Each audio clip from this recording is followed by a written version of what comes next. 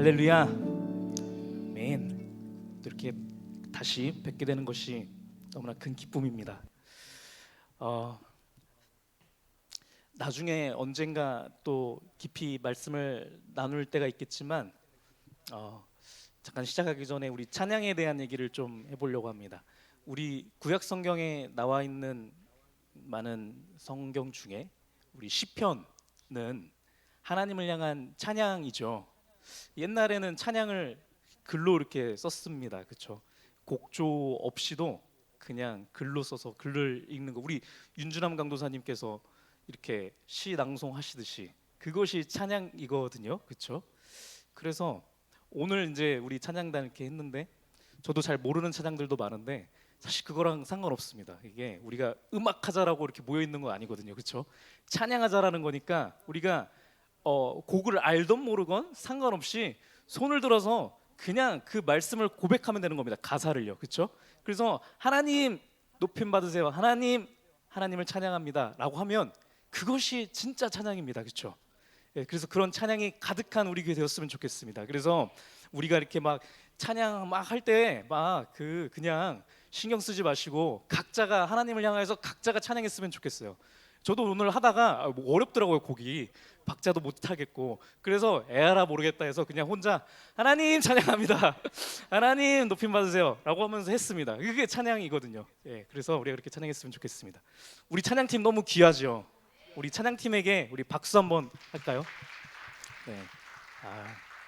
너무 우리 찬양팀 덕분에 너무 은혜가 배가가 되는 것 같습니다.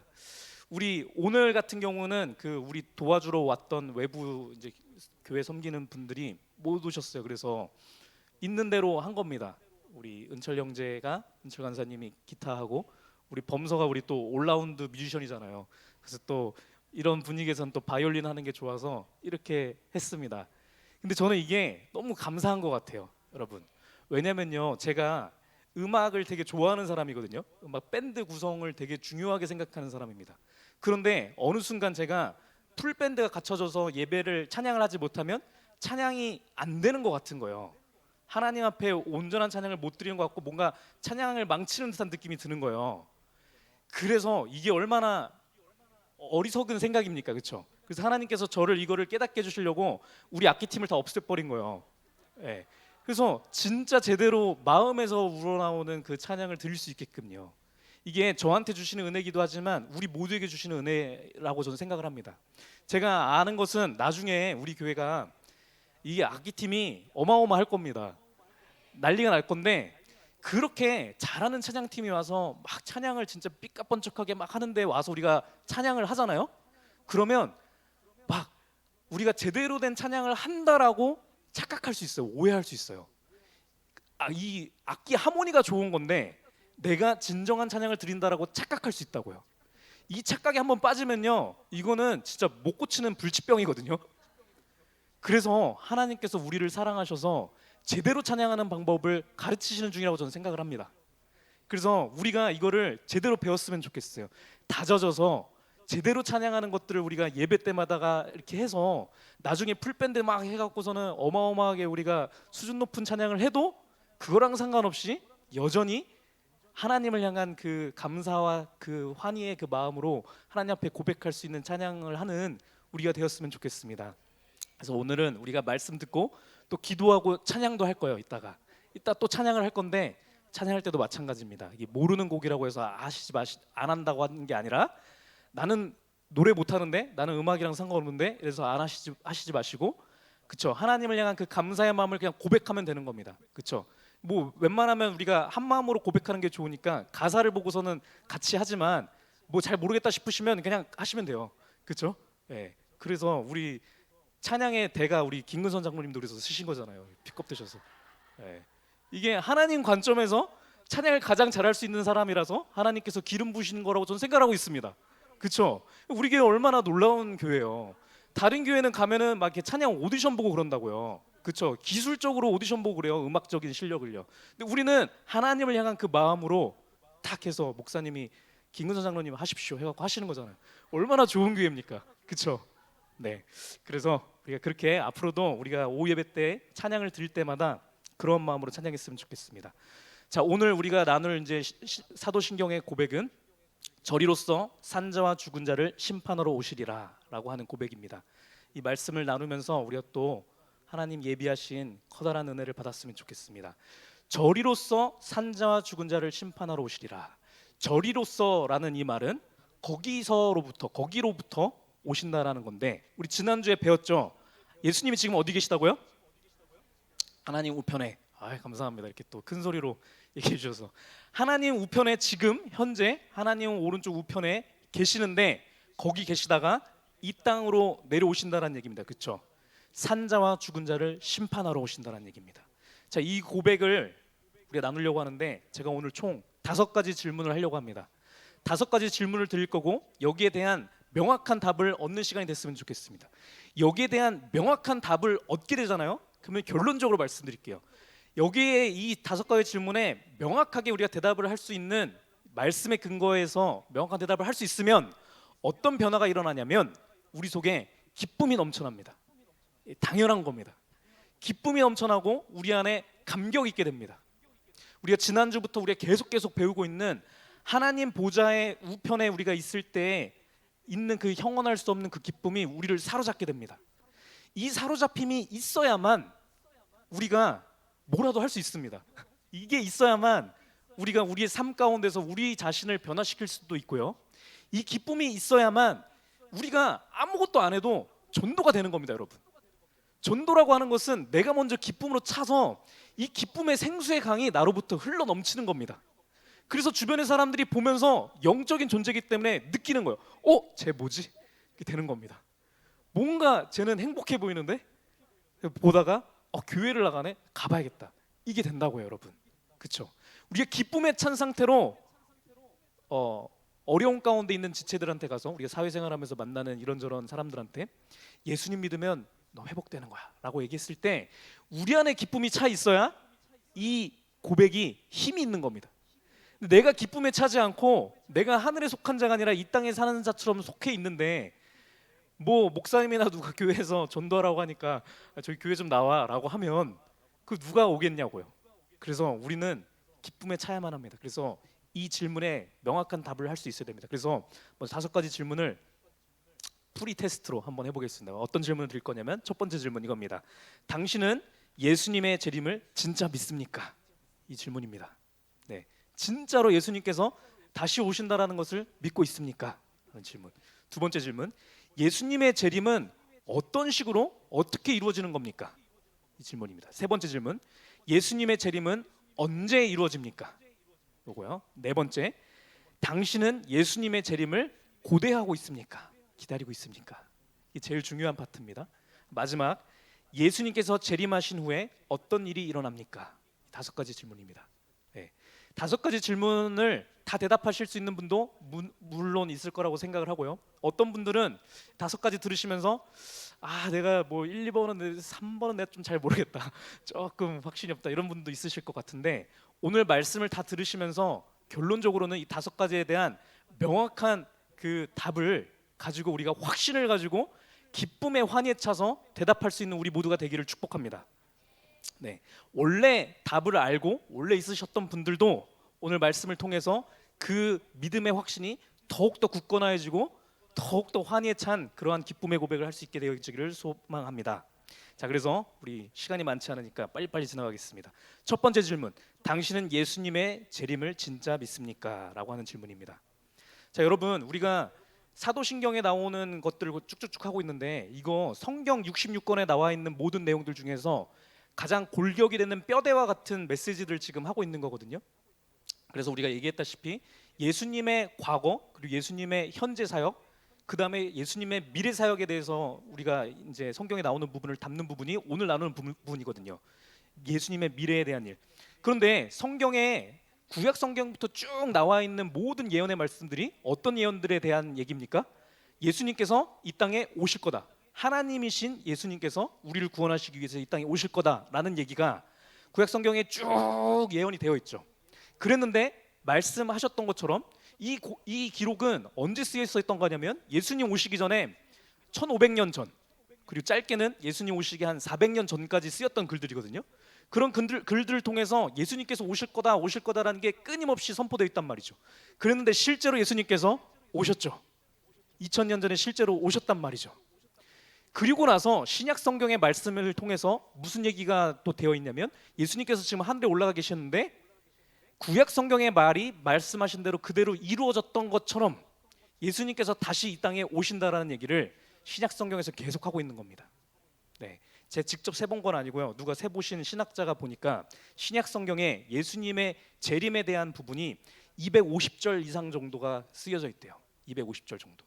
그러니까 이거는 무조건 된다는 얘기. 하나 써 있어도 내가 하나도 남김없이 모든 것을 이루겠다, 성취하는 하나님, 오늘도 우리가 배웠는데 250절이나 계속해서 얘기하신다는 것은 무조건 된다라는 얘기인 겁니다. 그렇죠? 그래서 우리가 과거부터 이런 일들이 이루어진 것을 보고 우리가 알게 된다면 당연히 앞으로의 일에 대해서도 예언하신 일들이 일어날 것을 믿는 것이 당연한 겁니다. 그렇죠? 우리 말씀 하나만 빨리 보겠습니다.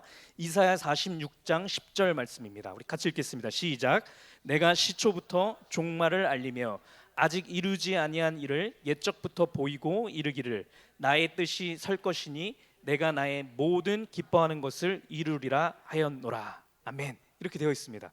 시초부터, 우리 지난번에 했을 때 태초에 할 때 베레시트, 그 똑같은 단어입니다. 처음 태초부터 종말을 알렸다라는 거예요. 하나님의 섭리 가운데 태초에 하는 순간부터 하나님께서 종말할 것을 예언하셨다라는 거예요. 이게 되게 신학자들보다 이게 성경 신학자들이 얘기하는 부분들이 되게 많은데 시간이 없으니까 나중에 궁금하시면 저 따로 물어보시면 제가 말씀드릴게요. 하도록 하고, 우리가 이게 깊이 이런 거를 뭐 히브리어 분석하고 이런 거 안 한다 할지라도 우리가 직관적으로 압니다. 그렇죠? 처음에 성경에서 그 창세기부터 나오는 것도 보면은 아담과 하와가 범죄한 다음에 이제 뱀이 꼬드겨서 이렇게 한 다음에 하나님께서 심판하시고 나서 하실 때부터 무슨 얘기를 하십니까? 여자의 후손이 너의 머리를 상하게 한다, 이렇게 얘기하시잖아요. 그렇죠? 그 얘기인즉슨 사탄, 이 세상의 권세 잡은 사탄의 머리를 날려버리시겠다는 얘기는 이 세상이 멸망한다는 얘기를 하신 거잖아요. 그렇죠? 그때부터 하나님의 계획은 서 있던 겁니다. 그렇죠? 이 세상이 종말하는 것, 예수님께서 오셔서 영원한 나라를 이루시는 것은 시초부터, 처음부터 우리 그 선포되어 있는 내용인 겁니다. 우리가 노아의 홍수의 사건, 창세기부터 그 다음 나오는 것도 이것을 통해서 하나님께서 얘기하시죠. 내가 다음번에는 물로 이 세상을 멸하지 않고 불로 모든 것을 멸망하겠다 얘기하시는 거잖아요. 그렇죠? 종말에 대해서 선포를 하신 것이고, 이사야서, 예레미야, 다니엘 뭐 이런 선지자 글들을 봐도 수차례 계속 이 세상이 종말할 거에 대한 얘기들이 선포되어 있습니다. 맞죠? 이것을 우리가 보고 알았기 때문에 우리는 말씀의 근거에서 믿는 겁니다. 그렇죠? 다른 거 뭐 다른 증거들도 얼마든지 말씀을 드릴 수 있지만 성경이 그렇다고 한 거니까 그렇다고 우리가 믿는 겁니다. 성경 전체는 창세기부터 요한계시록까지 전체 가운데 예수 그리스도의 재림에 대해서, 하나님을 떠난 이 세상의 종말에 대해서, 그렇죠? 영원한 하나님의 나라의 도래에 대해서 뒤범벅되어 있는 책이에요. 처음부터 끝까지요. 그러니까 우리가 앞부분은 믿고 뒷부분은 안 믿겠다라고 얘기하는 것은 말이 안 되는 거죠. 그렇죠? 자, 그래서 다시 질문하겠습니까? 여러분은 예수님의 재림을 믿습니까? 아멘이라고 우리는 대답을 해야 됩니다. 그렇죠? 확신을 갖고 내가 성경의 말씀을 다 믿기 때문에 믿습니다라고 하는 겁니다. 자, 두 번째 질문 갑니다. 시간이 없습니다. 두 번째 질문. 예수님의 재림은 어떻게 이루어집니까? 라는 얘기입니다. 사도행전 1장 11절 말씀 봅니다. 사도행전 1장 11절 말씀에 뒷부분 가면 너희 가운데로 하늘로 올려지신 이 예수는 하늘에 가심을 본 그대로 오시리라, 이렇게 되어 있습니다. 예수님께서 제자들 있고 따르는 무리들 있는 가운데서 하늘로 올라가셨잖아요. 그렇죠? 우리 지난번에 배웠죠?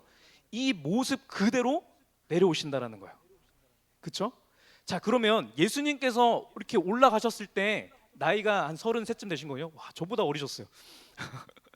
33 때는 건장한 청년인 상태로 이렇게 쭉 이렇게 올라가셨단 말이죠. 그렇죠? 여기 말씀에 의하면 올라가신 예수님께서 올라가신 모습 그대로 다시 내려오신다라는 거예요. 그러면 다시 오시는 예수님은 아기로 다시 태어나십니까? 안 태어나십니까? 안 태어나십니다. 30살 중반쯤 되는 건장한 청년의 모습으로 그대로 오시는 거예요. 예, 이분만 예수님입니다.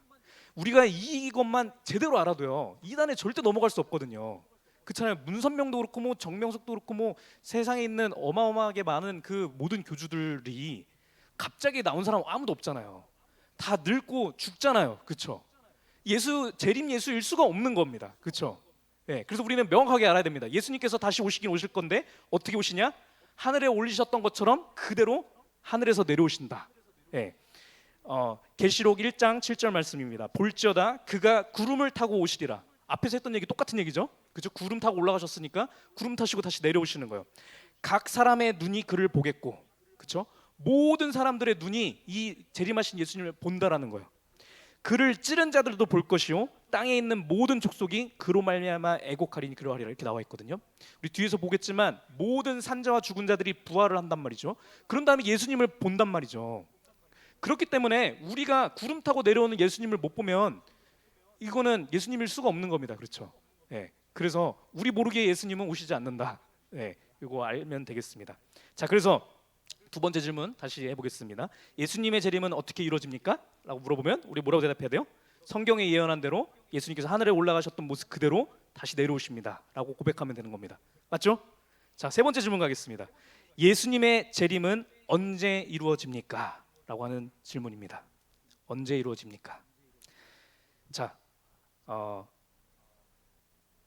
제가 이거를 안 올린 것 같은데 마가복음 13장 22절의 말씀에 보면은 그날과 그때는 아무도 모른다라고 되어 있죠. 예수님께서 예수님 자체도 모르신다라고 말씀하셨어요. 아버지 하나님만 아신다라고 되어 있는 거거든요. 그러니까 예수님께서 다시 재림하시는 때를 안다라고 알 것 같다라고 얘기하는 사람들은 다 거짓말이다 알면 되는 겁니다. 지금까지도 그랬고 앞으로도 그렇고 예수님이 오는 시기는 알 수 없다. 명확하게 알아야 되는 겁니다. 그렇죠? 여기서 흔들리게 되면은 우리 어린 친구들은 잘 모르겠지만 저도 어릴 때였지만 다미선교회 같은 거 옛날에 기억하시죠? 우리 어른들은 예수님 오시는 날짜 짚어갖고서는 이때라고 했다가 다 멸망하는 겁니다. 그런 거는 존재하지 않습니다.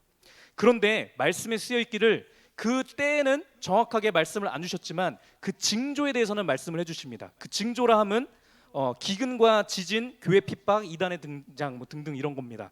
우리 구체적인 거 몇 개만 좀 보도록 하겠습니다. 마태복음 24장 6절 말씀입니다. 같이 읽겠습니다. 시작. 난리와 난리 소문을 듣겠으나 너희는 삼가 두려워하지 말라. 이런 일이 있어야 돼. 아직 끝은 아니니라. 자, 여기까지 일단 말씀 보시면요. 자, 난리와 난리가 안 되는 거예요. 네? 그렇죠? 그래서 사람들이 막 되게 두려워하고 7절 말씀에 보면 민족이 민족을 나라가 나라를 대적하여 일어나겠고 곳곳에 기근과 지진이 있으리니 이 모든 것은 재난의 시작이니라 이렇게 나와 있습니다. 예수님이 오실 때가 되면 막 기근과 전쟁과 막 난리가 난다는 거예요. 예, 이게 예수님께서 말씀 주셨던 징조 중에 하나입니다. 근데 이걸 보시면 알겠지만 아직 끝은 아니니라 이렇게 되어 있어요. 그렇죠? 이거 됐다고 끝나는 게 아니라 이때부터가 재난의 시작이다 이렇게 얘기를 하고 계세요. 그렇죠? 징조입니다. 예수님 올 때를 우리가 가늠할 수 있는 징조 중에 첫 번째는 난리와 난리, 그렇죠? 전쟁이 일어나고 기근과 지진이 일어나는 이런 재난의 시작, 이것이 징조다. 두 번째 우리 징조입니다. 마태복음 24장 10절 말씀에 그때에 많은 사람이 실족하게 되어 서로 잡아주고 서로 미워하겠으며 이렇게 되어 있습니다. 여기서 나오는 사람들은 성도에 포커스가 되어 있는 겁니다. 성도들이 교회에 다니는 하나님을 믿는 사람인데 이 성도들이 성도를 향하여서 실족하게 한대요. 믿음을 잃어버리게 하는 거예요. 그렇죠? 교회에 나왔는데 그런 사람들 되게 많거든요. 예수님 믿어보려고 교회 나왔는데 교회에 있는 사람들 때문에 시험 받아서 내가 교회는 안 나온다 이런 사람들이 있단 말이죠. 예, 실족하게 하는 일들이 굉장히 많이 일어나고 나중에는 서로 잡아주고 서로 미워한대요.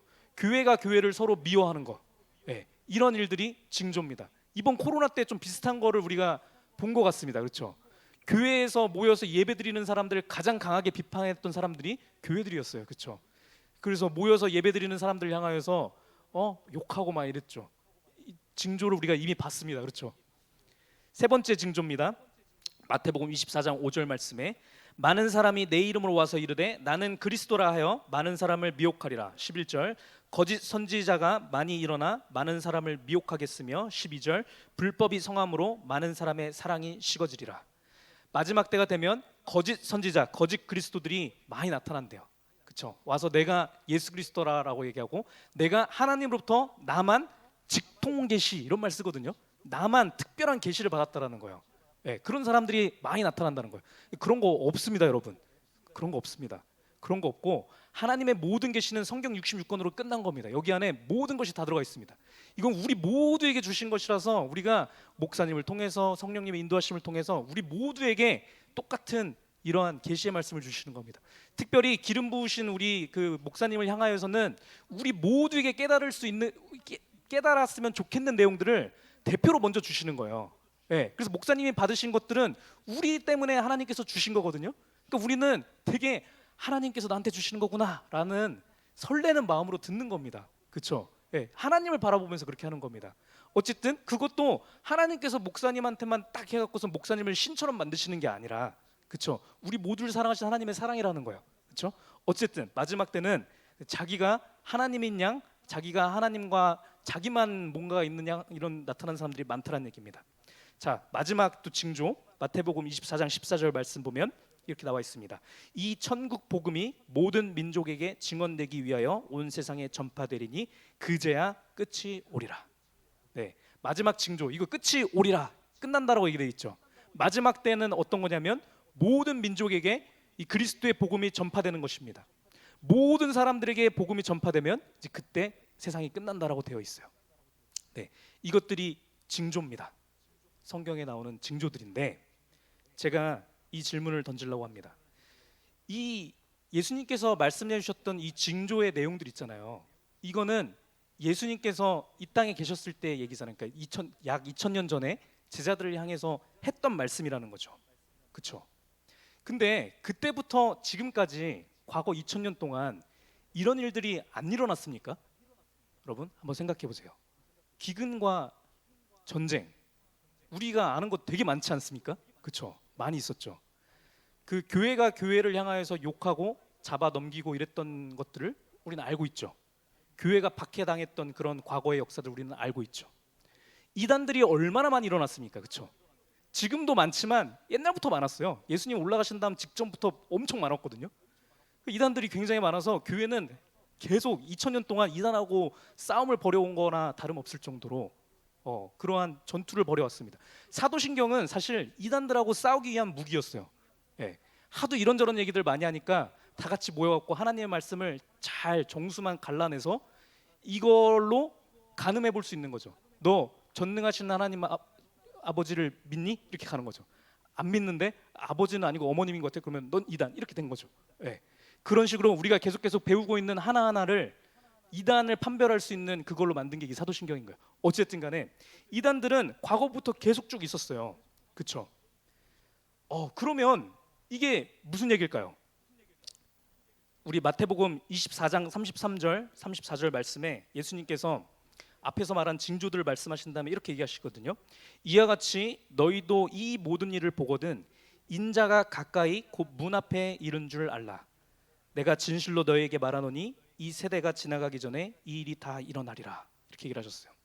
자, 이 말씀을 제자들한테 하셨단 말이죠. 너네들이 이런 것들을 다 보거든 내가 곧 재림하기 직전의 모습인 것을 기억해라. 내가 문 앞에 바로 있는 것을 기억을 해라. 그래서 너네 세대가 끝나기 전에 내가 올 거야라고 얘기를 하셨단 말이죠. 자, 이 말씀을 제자들이 들었으니까 제자들은 삶을 어떻게 살았을까요? 곧 내일이라도 예수님 다시 올 것이라고 생각하고 산 겁니다. 그렇죠?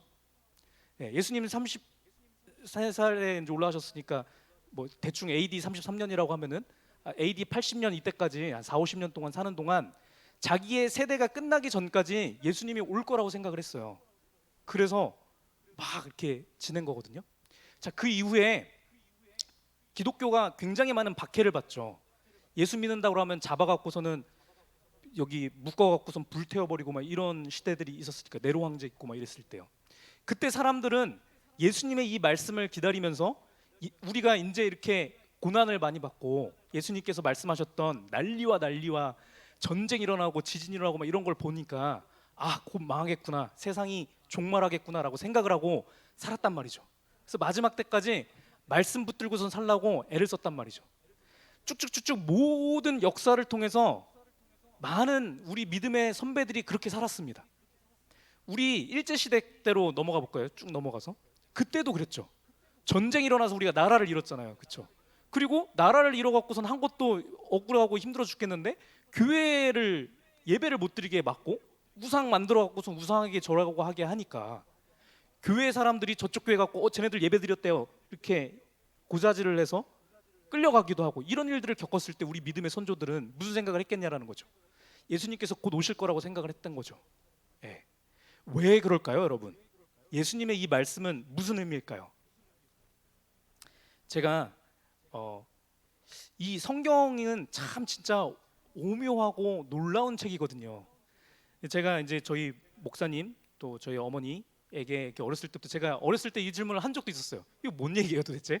이게 한 적도 있었는데 하나님께서 이거를 깨닫게 해주시는데 우리 목사님 통해서 또 이런저런 걸 통해서 해주시는데 처음에는 내가 잘못 생각하나라고 생각을 했다가도 하나님께서 말씀을 통해서 계속 이 말씀을 확증해 주셨거든요. 그래서 제가 담대함으로 말씀을 드립니다. 그래서 우리도 똑같은 은혜를 받았으면 좋겠습니다. 성경은 항상 두 가지의 의미가 있습니다, 여러분. 문자 그대로의 의미가 있고요. 두 번째는 거기에서 흐르는 영적인 의미가 있습니다. 예, 둘 다 참이거든요. 둘 중에 한 군데에 쏠리면 안 됩니다. 예, 하나님은 질서의 하나님이고 이게 참 모든 것들을 좋아하시는 조화를 이루시는 하나님이시기 때문에 모든 것이 이루어집니다. 그러니까 여기에서 나오는 그 징조의 얘기들, 마지막 때 나오는 이 징조의 얘기들은 이 문자 그대로로도 사실이라는 얘기예요. 우리가 전쟁과 기근이 나타나고 또 거짓 선지자와 거짓 그리스도가 나타나고 교회가 환난과 핍박을 받는 이런 징조들이 각 세대마다 계속 일어나는데 이게 강도가 계속 심해진다는 얘기입니다. 그래서 결국에는 전 세계적인 이슈가 생긴다라는 얘기예요. 전 세계적인 이단이 창궐하는 겁니다. 예, 전 세계적으로 지진이 일어나고요. 전 세계적인 교회의 박해가 일어나고 이런 것들이 일어나는 겁니다. 과거에 일어났던 일들 생각해 보세요. 로마 시대 때 일어나는 일들은 로마의 그 지역에서만 일어나는 일이거든요. 그 지역에서 그런 징조들이 일어나다가 그 나라가 망했습니다. 맞죠? 그리고 난 다음에 새로운 제국이 또 나타나고 새로운 나라들이 세어났는데 그 나라에서도 똑같은 징조들이 일어나다가 망했고 또 다른 나라가 일어섰고 이렇게 하다가 점점 스케일이 커지고 있는 거거든요. 오늘날 그러다가 우리가 몇 년 전에 겪었던 코로나 같은 경우는 많은 사람들이 특별히 예의주시를 했습니다. 왜 그랬냐면 코로나는 약간 첫 번째로 전 세계적으로 일어난 전염병이었기 때문에 그래요. 여태까지는 특정 지역, 뭐 유럽에서만, 그렇죠? 유럽의 흑사병 이런 거요. 뭐 남아메리카에서만 이런 식으로 전쟁이 나타나고 기근이 일어나고 이런 식이었는데 이제는 전 세계적으로 이게 점점 심해지는 겁니다. 그래서 여기 나왔던 이 징조의 말씀의 의미, 첫 번째 의미는 무슨 의미냐면 이 얘기하셨던 이 징조들이 그대로 일어나는데 마지막 때 예수님이 재림하시기 직전에 나타나는 이 일들은 글로벌 스케일로 나타난다는 얘기예요. 글로벌 스케일에 전쟁이 일어나고 글로벌 스케일에 지진이 일어나고요. 글로벌 스케일에 이단들이 일어서게 되고 글로벌 스케일에 교회 박해가 일어난다는 얘기인 거예요. 이런 걸 보게 되면은 우리 세대뿐만 아니라 전 세계가 망하겠구나라고 우리는 그 징조를 읽을 수 있는 겁니다. 자, 이게 첫 번째 의미고요. 두 번째 의미는 무슨 얘기냐면 제가 이미 말씀을 드렸지만 저는 예수님께서 이 말씀을 하신 게 이 전체 우주를 섭리하시고 우주를 인도하시는 그 하나님이시기도 하지만 이 전체 우주를 이끌어 가시는 그 인도하심, 그 똑같은 관심의 크기로 우리 각 사람의 인생, 우리 뭐 60년이면 60년, 80년이면 80년, 100년의 인생을 똑같은 관심으로 주목하시는 하나님이시거든요. 그래서 우리 한 사람 한 사람에게 너의 인생 가운데서 종말을 얘기하신 거라고 저는 확신합니다. 왜냐면요, 성경의 뒤에 나오는 모든 말씀들이 그것을 증거를 해요. 우리 믿음의 선배들이 다 그렇게 살았거든요. 나중에 우리가 얘기를 나누겠지만 예수님께서 노골적으로 얘기하십니다. 이렇게 종말론적인 신앙을 갖고 살라고 얘기를 하십니다. 그거를 우리가 좀 나눠보려고 합니다. 그 마태복음 24장 33절 34절 다시 한번 우리 읽어보도록 하겠습니다. 같이 읽어보겠습니다. 시작. 이와 같이 너희도 이 모든 일을 보거든 인자가 가까이 곧 문 앞에 이른 줄 알라. 내가 진실로 너희에게 말하노니 이 세대가 지나가기 전에 이 일이 다 일어나리라. 아멘. 이렇게 했는데 저는 예수님께서 이 말씀을 우리 한 사람 한 사람한테 얘기해 주려는 메시지가 아니었다라고 하잖아요. 진짜 전 세계적인 이 흐름을 얘기해 주려고 하셨던 얘기였으면 이렇게 애매하게 얘기 안 하셨을 것 같아요. 그렇잖아요. 뭐하러 이 분란을 이렇게 오해의 여지를 남깁니까? 예수님께서 뭐가 아쉬워서요. 그렇잖아요. 근데 이렇게 얘기하신 것은 각 사람 한 사람 한 사람 이 말씀을 대하는 한 명 한 명이 각 시대에 각 세대의 모든 사람들이 이 말씀을 들으라는 거거든요. 이 말씀을 예수님께서 우리에게 직접 앞에서 눈앞에서 얘기하시는 것처럼 들러서 알라는 얘기라고 저는 생각을 합니다. 생각을 해보면요, 이 말이 맞기도 해요.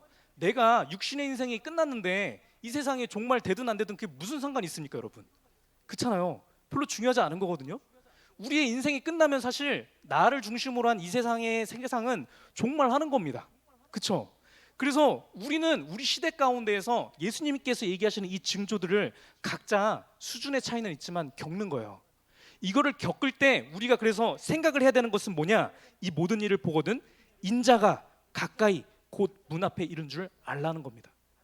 우리의 인생 가운데서 이런 것들을 볼 때 예수님 곧 오시겠구나 라고 하는 마음을 가지라는 거예요. 결론적으로 말씀드리지만 이거는 두려워하는 마음이 아닙니다, 여러분. 두려워하는 마음이 아니라 하늘의 것을 우리가 소망하는 그 소망이고 기쁜 마음이에요, 여러분. 결론적으로는 이거를 우리가 알아야 됩니다.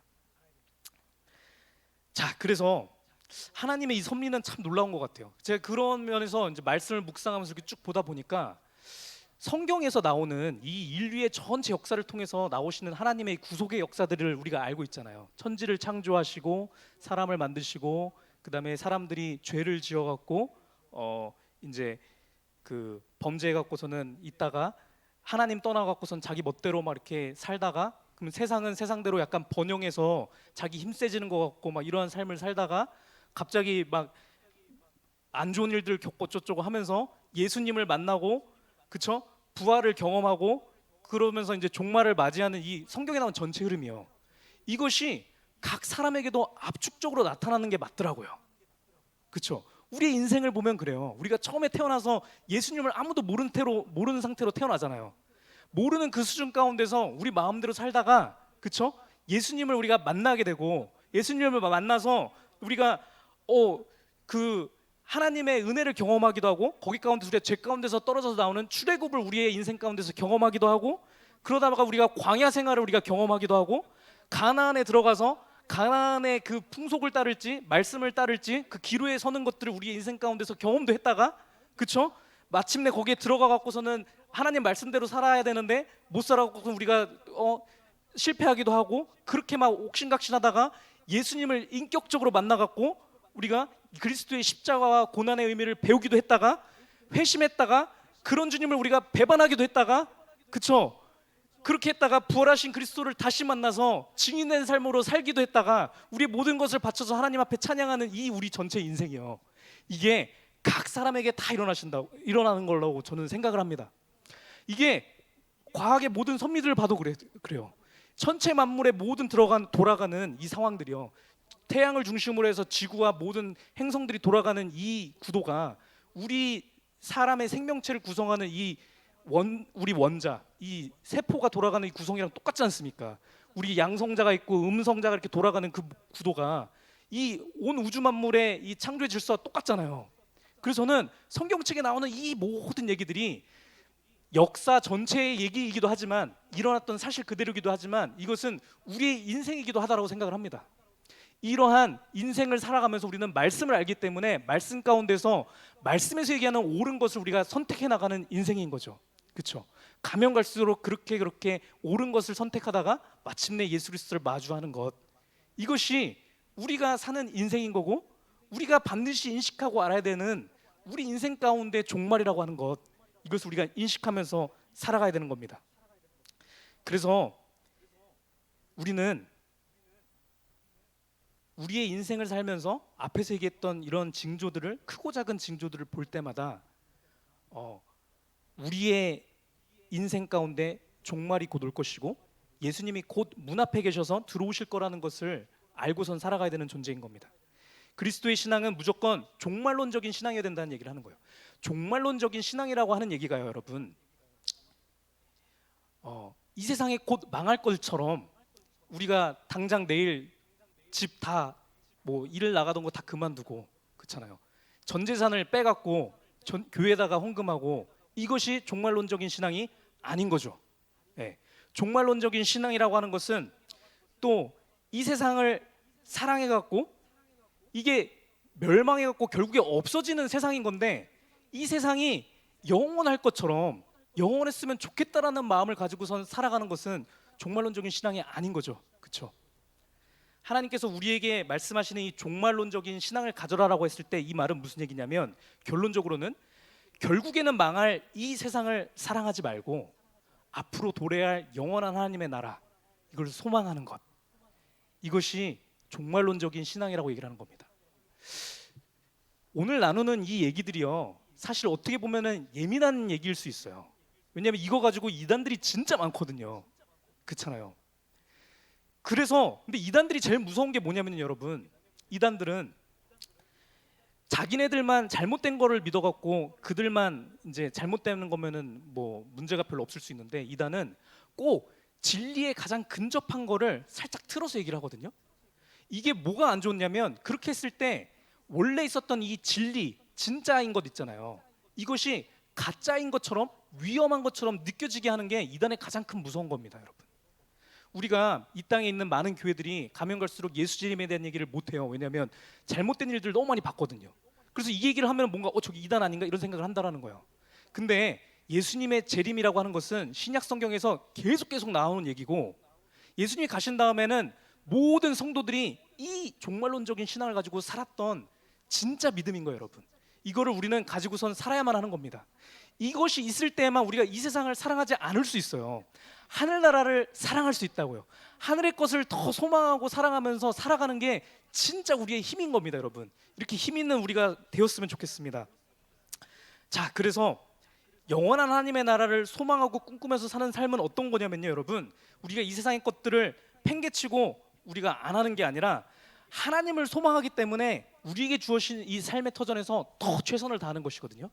이것을 오늘도 그렇고 우리가 다음번에 우리 사도신경 끝부분에 가서도 계속 더 제가 집중적으로 말씀을 드리겠습니다. 어쨌든 제대로 된 종말론적인 신앙이라고 하는 것은 하늘나라를 사랑하고 소망하는 것이고, 그렇게 할 때 우리에게 주어진 현재의 삶에서도 이 소망이 있기 때문에 이게 좋은 것이든 나쁜 것이든 우리 삶 가운데서 나타나는 것에 좋고 나쁨을 떠나서 최선을 다할 수 있는 것, 이것이 진짜 종말론적인 신앙이라는 겁니다. 네, 이 질문을 우리가 이 생각을 이 다짐을 우리가 얻었으면 좋겠습니다. 자, 이 얘기는 어쨌든 우리가 나중에 더 깊이 하도록 하겠습니다. 자, 어쨌든 세 번째 질문, 예수님의 재림은 언제 이루어집니까? 이거에 대한 대답은 이겁니다. 알 수 없다. 알 수 없지만 그 징조를 우리에게 보여주셨고, 우리는 그 징조를 볼 때마다 우리는 예수님이 당장 오실 것으로 여기면서 하늘을 소망하면서 사는 것이 우리가 가져야 될 종말론적인 신앙이다. 이게 세 번째 질문에 대한 우리의 대답이어야만 하는 겁니다. 그렇죠? 자, 네 번째 질문 가겠습니다. 이게 제일 중요한 건데 3시가 넘었습니다. 여러분, 근데 제가 이거 진짜 중요한 얘기거든요, 여러분. 네. 제가 이게 시간에 이게 쪼달리는 게 제가 너무 힘들어서 그래요, 여러분. 근데 이거 진짜 너무 귀하고 좋은 거고, 우리의 인생을 송두리째 바꿀 수 있는 그런 거거든요. 이게 이 오예배뿐만 아니라 오늘 오전 예배도 그랬고요. 오예배도 그런 건데, 제가 여러분들 뭐 뒤에 약속 있다고 제가 이거를 안 하면 말이 안 되는 거 아닙니까, 여러분? 그러니까 제가 좀 부탁드리는데, 주일날 오후에 약속을 잡지 마세요. 저는 주일날 왜 잡는지 모르겠어요. 그렇잖아요. 우리가 이거 밤새도록 할 수 있는 거거든요. 밤새도록 우리가 진짜 말씀을 나누면요, 여러분, 이거 오지 말라고 그래도 오는 거예요. 우리 저기 평양에서 대붕 일어났을 때 아시잖아요. 막 들어올 때도 없는데 여기 넘어갔고선 밖에까지 들리지도 않는데 와 있는단 말이죠. 말씀 가운데서 좋은 것을 발견했을 때 그렇게 되는 거거든요. 여러분 계속 발견하고 계시잖아요. 그렇지 않나요? 하나님의 선하심을, 하나님의 아름다우심을, 하나님이 얼마나 좋은 분인가를 우리가 계속 배우고 있잖아요. 그러면 아무리 좋은 약속이 있다 할지라도 가지 마세요, 여러분. 자, 그래서 하겠습니다. 자, 네 번째 질문은 당신은 예수의 재림을 고대하고 있냐라는 질문이에요. 제가 왜 그렇게 말씀드리냐면 이게 제일 중요한 부분이라서 그래요. 여러분, 스스로에게 한번 질문해 보세요. 예수님께서 당장 오셨으면 좋겠다라고 진짜 소망하고 계세요? 어떠세요? 한번 생각해 보세요. 우리가 여기 가운데 나는 당장 내일은 좀 그렇고 한 1년 뒤? 1년 뒤 아니면은 나 지금 뭐 청약 부어놨으니까 그거 온 다음에 한 3년 뒤? 뭐 이렇게 하실 수 있는데, 자, 우리가 예수님의 재림을 고대하지 못한다고 한다면, 아니면 올으면 좋긴 좋겠지만 당장은 좀 그렇다, 이렇게 만약에 누군가가 생각을 한다고 한다면, 왜 그렇게 생각할 수 있냐면 크게 세 가지 이유 때문에 그런 겁니다. 첫 번째는 뭐 때문에 그러냐면 이단들, 잘못된 이 시한부적인 종말론을 갖고 있었던 그런 사람들의 때문에 오해를 갖고 있기 때문에 그래요. 종말에 대해서 오해를 하고 있으면 예수님의 재림을 우리가 거부하게 되는 겁니다. 그러니까 이 첫 번째 이유 때문에 내가 조금 꺼림칙한 게 있다라고 한다면 오해를 푸시면 되는 겁니다. 뒤에서 나오는 말씀들 가운데 오해가 다 풀어졌으면 좋겠습니다.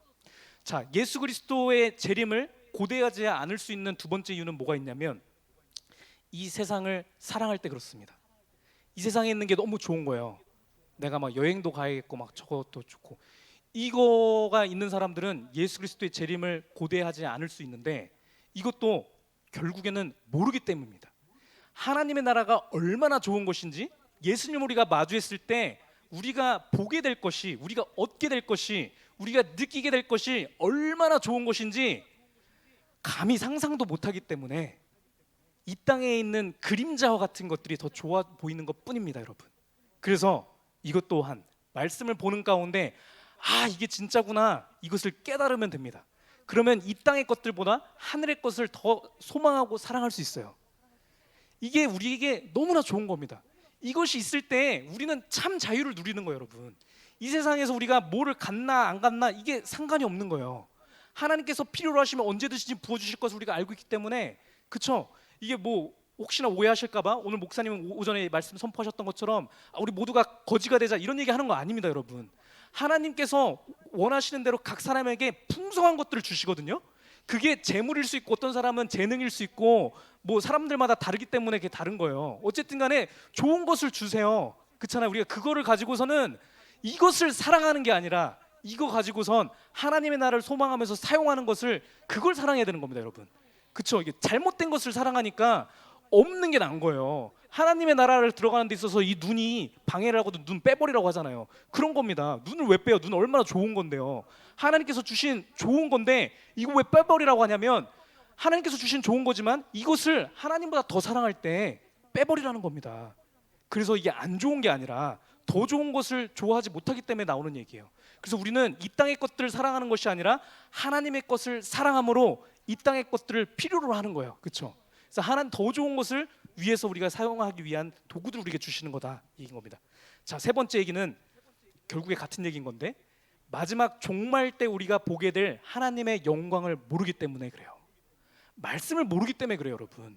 말씀 우리는 더 깊이 알고 더 깊이 알고 더 깊은 가운데 가야 돼요.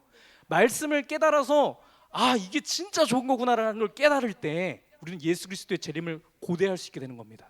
자, 그래서 제가 이제 말씀, 종말 때에 대해서 나오는 말씀들을 다는 못하고 일부만 조금 나눌 건데, 이게 너무 설레지 않습니까, 여러분? 이거를 볼 때 우리 안에 이게 기쁨이 차고 넘쳐야 되는 겁니다. 그래서 와, 진짜 예수님 왔으면 좋겠네, 이게 진짜로 왔으면 좋겠습니다. 결론적으로 말씀드리면 예수님께서 재림을 하셔야 우리는 이 죄악에 쩌들은 이 몸을 벗고요, 죄를 다시 지을 수 없는 부활의 몸을 입습니다. 죄로부터 완전한 해방을 말씀하시는 거예요. 사탄과 모든 흉계로부터 완전한 자유를 그때 가서 누리는 거예요. 지금은 우리가 하나님 뜻대로 살라고 할지라도 잘 안 되고 넘어지기도 해요. 왜냐하면 이 육신을 입고 있어서 그랬는데요. 근데 예수님께서 재림하시는 그때가 되면 우리가 새로운 육체를 입는다라는 거예요. 죄부터 완전히 해방된 그것을 우리가 입게 되는 거고요. 예수님께서 재림하시면 온 우주 만물이 회복돼서 새 하늘과 새 땅이 이루어지거든요. 이 새 하늘과 새 땅이라고 하는 이것은 무엇이냐면, 죄를 모르는, 죄의 저주가 없는 새 하늘과 새 땅을 얘기하는 거예요. 죄가 없기 때문에 모든 안 좋고 뭐 고난과 뭐 전염병과 이런 것들이 아무것도 없는 좋은 것만 가득한 그런 세상이 온다라는 거예요. 이 얘기들이 계속 나옵니다. 그래서 이 얘기를 우리가 한번 나눠보겠습니다. 다섯째 질문이에요. 예수님께서 재림하신 후에 어떤 일이 일어납니까?에 대한 얘기입니다. 데살로니가전서 4장 16절, 17절 말씀이 이렇게 나옵니다. 주께서 호령과 천사장의 소리와 하나님의 나팔 소리로 친히 하늘로부터 강림하시리니. 그죠? 앞에 때 했던 얘기 반복된 얘기입니다. 보셨던 모습 그대로 다시 내려오시는 겁니다. 그리스도 안에서 죽은 자들이 먼저 일어나고 그 후에 우리 살아남은 자들도 그들과 함께 구름 속으로 끌어올려 공중에서 주를 영접하게 하시리니 그리하여 우리가 항상 주와 함께 있으리라. 요한복음 5장 28절 말씀에 이를 놀랍게 여기지 말라. 무덤 속에 있는 자가 다 그의 음성을 들을 때가 오나니 선한 일을 행한 자는 생명의 부활로 악한 일을 행한 자는 심판의 부활로 나오리라. 이렇게 되어 있습니다. 자, 예수님이 이 땅에 오시면 어떤 일이 일어나냐면요, 죽었던 모든 자들이 부활하는 겁니다. 성도건 성도가 아니건, 그렇죠? 예, 상관없이 일단은 다 부활하는 겁니다. 예, 이 일이 일어난다라는 거예요. 자, 다 부활해서 이 부활체를 입은 상태에서 예수님을 보게 되잖아요. 그런 다음에 무슨 일이 일어나냐면 최후의 심판이 일어납니다. 최후의 심판. 최후의 심판이 일어나는데 여러분, 심판자가 누구냐면 예수 그리스도세요. 성경에 보면은 제가 내용을 너무 많이 갖고 왔네. 하나님이라고 나오는 구절들이 되게 많고요. 또 예수님이라고 나오는 구절들이 되게 많거든요. 이거는 왜 그런 거냐라고 하냐면 예수님께서 내리시는 이 심판 판결이 하나님의 뜻대로 이루어지는 거기 때문에 이게 중복적으로 나오는 겁니다. 예수님의 심판이 하나님의 심판인 것이고 하나님의 심판이 예수 그리스도의 심판이신 거예요. 어찌됐든 간에 하나님으로부터 모든 권세를 받으신 예수 그리스도께서 심판을 하십니다. 그렇죠? 로마서 2장 16절 말씀에 이렇게 나옵니다. 곧 나의 복음에 이른 바와 같이 하나님이 예수 그리스도로 말미암아 사람들의 은밀한 것을 심판하시는 그날이라. 예수님께서 각 사람의 은밀한 것까지도 다 심판하신다라는 거예요. 요한복음 5장 22절에 아버지께서 아무도 심판하지 아니하시고 심판을 다 아들에게 맡기셨으니, 예수 그리스도께서 하나님의 뜻 가운데서 모든 심판을 이루어주는 겁니다. 이거 미래에 진짜 일어날 일들이니까 이거 알고 계세요? 그래야 저거구나, 나 알고 있는데 이렇게 될 거 아니에요, 그렇죠? 기억하시면 돼요. 자, 그 다음에 심판자는 예수 그리스도고 심판의 대상은 누구냐면 이제껏 존재했던 모든 인간과 모든 천사까지 아우르는 얘기입니다. 이거 다 보면은 너무 힘드니까 그래도 보겠습니다. 마태복음 25장 31절부터 보도록 하겠습니다. 인자가 자기 영광으로 모든 천사와 함께 올 때 자기 영광의 보좌에 앉으리니 모든 민족을 그 앞에 모으고 각각 구분하기를 목자가 양과 염소를 구분하는 것 같이 하여 양은 그 오른편에 염소는 왼편에 두리라. 34절 말씀에 그때 임금이 그 오른편에 있는 자들에게 이르시되 내 아버지께 복 받을 자들이여 나와 창세로부터 너희를 위하여 예비된 나라를 상속받으라. 또 왼편에 있는 자들에게 이르시되 저주를 받은 자들아 나를 떠나 마귀와 그 사자들을 위하여 예비된 영원한 불에 들어가라. 이렇게 되어 있습니다. 자, 이 영원한 불, 지옥이라고 우리가 얘기하는 이 지옥은 원래 누구를 위해서 예비된 곳이에요? 마귀와 그 사자들을 위해서 예비된 곳인데 하나님께서는 얘네들만 가기를 원하세요. 그렇죠? 그래서 한 영혼이라도 이곳에 가지 않게 하기 위해서 예수님께서 끊임없이 사역을 하고 계시는 거거든요. 계속 돌이켜갖고 이쪽에 가지 않도록 하시는 건데 그 하나님의 예수 그리스도의 성실하신 그 사역 가운데서도 끝까지 거부하면서 안 들어가겠다라고 하는 사람들은 결국에 이곳에 들어가는 겁니다. 예수님께서 예전부터 내가 곧 오겠다라고 얘기를 하셨는데 왜 안 오셨냐, 2000년 동안 안 왔냐라고 질문한다면 제가 답을 이미 말씀드렸죠. 왜 그러냐면 우리 보고 일단 우리가 지옥에 빠지지 않고 하나님 보좌에 앉게 원하시기 때문에 우리에게 계속 기회를 주시는 거거든요. 우리뿐만 아니라 이 땅에 믿지 않는 많은 사람들 있잖아요. 그들에게 계속 기회를 주시기 때문에 이렇게 늦춰지는 겁니다, 여러분. 계속 그렇게 해서 모든 민족, 모든 사람들에게 이 기회를 다 주신 다음에 기회가 다 간 후에야 끝난다라는 거예요. 그래서 예수님의 재림이 이렇게 늦춰지는 겁니다. 어쨌든 예수님은 우리를 사랑하시는 분이거든요, 여러분. 이거 하나만 기억하셔도 돼요. 우리를 심판해서 벌 주시려고 하시는 분이 아니라 우리를 사랑하셔서 어떻게 해서라도 우리로 하여금 지옥불에 빠지지 않게끔 날마다 기도하면서 우리를 위해서 애쓰시는 분이 우리가 믿는 예수 그리스도인 겁니다, 여러분. 그 사역을 계속 감당하시고 계시는 겁니다. 자, 그래서 모든 인간과 모든 천사들을 예수 그리스도께 심판하시는데 심판의 내용이 뭐냐? 심판의 내용 마태복음 16장 27절 말씀 보면 인자가 아버지의 영광으로 그 천사들과 함께 오리니 그때 각 사람이 행한 대로 갚으리라. 자, 뭐를 심판하시냐면 그 행위를 심판하십니다. 행한 것, 그렇죠? 마태복음 12장 36절의 말씀에 내가 너에게 이르노니 사람이 무슨 무익한 말을 하든지 심판날에 이에 대하여 신문을 받으리니. 또 뭐를 심판하시는 거예요? 말을 심판하십니다. 우리가 내뱉는 말이요. 예. 행동과 우리의 말을 심판하셔요. 고린도 4장 5절 말씀에 그러므로 때가 이르기 전 곧 주께서 오시기까지 아무것도 판단하지 말라. 그가 어둠에 감추인 것들을 드러내고 마음의 뜻을 나타내시리니 그때에 각 사람에게 하나님으로부터 칭찬이 있으리라. 자, 이 말씀에 보면은 각 사람이 갖고 있는 마음의 뜻을 나타내신대요. 각자 행동도 하지도 않았고 말로 내뱉지도 않았지만 각자가 가지고 있는 은밀한 마음속에 있는 그 생각, 이것을 심판하신다라는 거예요.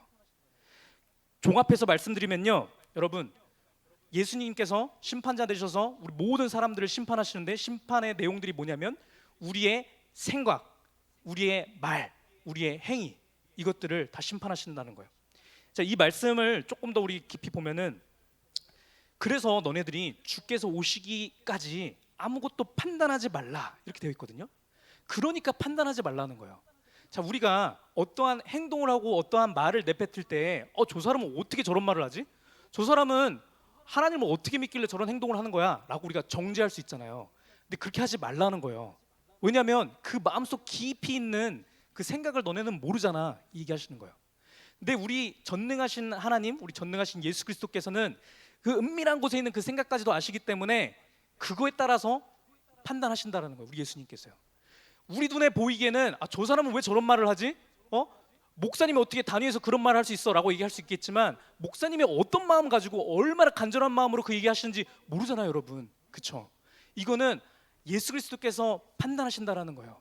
목사님뿐만 아니라 우리 모든 성도를 볼 때도 마찬가지예요. 어떤 성도님께서 어떤 행동을 한다고 해서 말로 한다고 해서 그 사람을 정죄하지 말라는 거예요. 그 깊숙이 있는 그 은밀한 그 생각은 예수님께서 판단하신다라는 거예요. 로마서 14장 10절 말씀에 이렇게 얘기합니다. 너가 어찌하여 너의 형제를 비판하느냐? 어찌하여 너의 형제를 업신여기느냐? 우리가 다 하나님의 심판대 앞에 서리라. 이 말이 그래서 나오는 겁니다. 11절 말씀에 기록되었으되 주께서 이르시되 내가 살았노니 모든 무릎이 내게 꿇을 것이요 모든 혀가 하나님께 자백하리라 하였느니라. 12절 말씀에 이러므로 우리 각 사람이 자기 일을 하나님께 짓고 하리라. 말씀이 이렇게 되어 있어요. 예수님께서 우리를 심판하시는데 우리의 생각과 말과 행위를 심판하시는데요. 여러분, 이거 어떤 식으로 심판이 이루어지는 거냐면요, 우리가 예수님 딱 이렇게 쓰잖아요, 앞에요. 그러면 내가 했던 말과 행위와 생각들을 예수님과 우리가 얘기하게 되는 거예요. 아무것도 감춘 것 없이 우리가 얘기하게 된다라는 거예요. 그러니까 누구도 저 안 했는데 이렇게 거부할 수도 없는 거예요. 내가 내 입으로 짓고 하는 거니까요. 그렇게 심판이 이루어집니다. 하나님의 놀라우신 능력 가운데 모든 입술이, 모든 혀가 자기가 한 것을 상세하게 하나님 앞에 고백하게 되는 거예요. 그래서 자기가 뱉는 말 그대로 자기가 얘기하는 거예요. 제가 이런 잘못을 했고 이런 거 했는데 하나님께서 저한테 기회를 주셨는데도 제가 그때 거부했고요. 그렇죠? 목사님이 그렇게 했는데 제가 싫다고 거부했고, 그러니까 제가 지옥 갈게요. 그래서 지옥으로 가는 겁니다. 마지막 때 이루어지는 심판은 이런 거예요. 그래서 여러분, 우리가 이 땅에 사는 동안 우리 입술의 고백이 그렇게 중요합니다. 내가 실패를 하고 내가 실수를 해갖고 죄를 지었다 할지라도요, 우리 입술의 고백은 내가 실수를 했지만 그럼에도 불구하고 저는 믿음 가운데 설 자입니다 라고 고백을 할 줄 알아야 돼요, 여러분. 그렇게 고백을 할 때 우리 이 말의 고백처럼 우리가 변화해 가는 거예요. 믿음의 고백대로 우리가 변화해 나가는 거예요.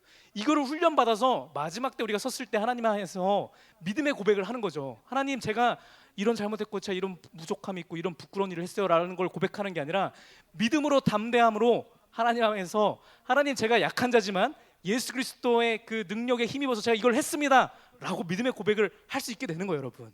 그것을 귀히 여기셔서 그것 때문에 우리가 천국 가는 겁니다. 믿음으로 천국에 가는 거예요. 입술의 고백으로 구원을 얻으리라. 마음으로 믿어서, 그쵸, 의에 이르고 입으로 시인하여 구원에 이르는 겁니다, 여러분.